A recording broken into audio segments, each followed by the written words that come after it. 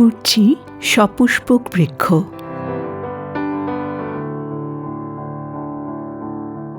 পাহাড় পর্বতে সচরাচর দেখা যায় বলে হয়তো এই গাছের আরেক নাম গিরিমল্লিকা। এছাড়া কুরচি গাছটি কুটজ, ইন্দ্রজব, ইন্দ্রজৌ, বৎসক, কলিঙ্গ, প্রাবৃষ্য, শত্রুপাদপ, সংগ্রাহী, পাণ্ডুর দ্রুম, মহাগন্ধ, কোটিশ্বর নামেও পরিচিত। শুভ্রতা ও সুগন্ধিতে এই ফুল অনন্য।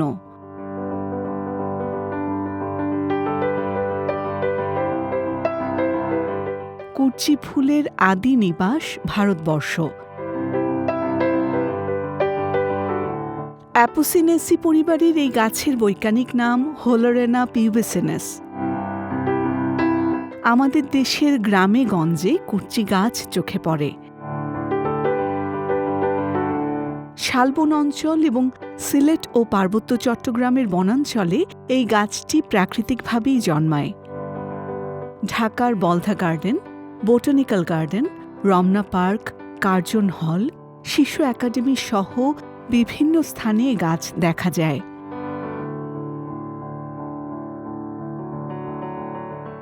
কুরচি গাছের স্বাভাবিক উচ্চতা 10 থেকে 20 ফুট হলেও অনেক সময় 2 থেকে 4 ফুট উঁচু গাছেও মুকুল ধরে। সাধারণত বসন্তের শেষে বৈশাখের শুরুতে কুরচি গাছ সাদা ফুলে ভরে ওঠে।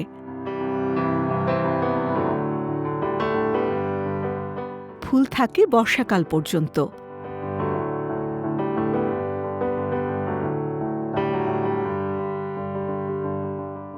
এ এক স্বর্গীয় ফুল, দেখে যেন মন ভরে না।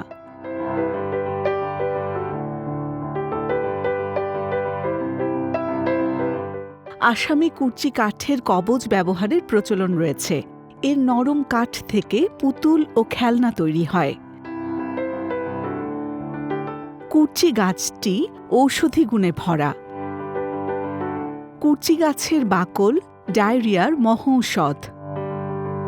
হাঁপানি রোগে শিকড়ের রস দারুণ উপকারী। কোষ্ঠকাঠিন্য, কৃমি রোগ ও মুখের ঘায়ে এর শিকড়, পাতা ও বাকল খুব কার্যকর।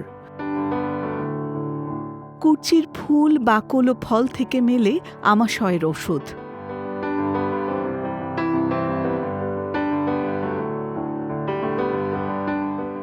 এছাড়া চর্মরোগ, ক্রনিক ব্রঙ্কাইটিস ও জ্বর উপশমে কুরচির কার্যকারিতা অনন্য। বিলুপ্তপ্রায় এই গাছটি বাংলাদেশের সংরক্ষিত উদ্ভিদ হিসেবে চিহ্নিত।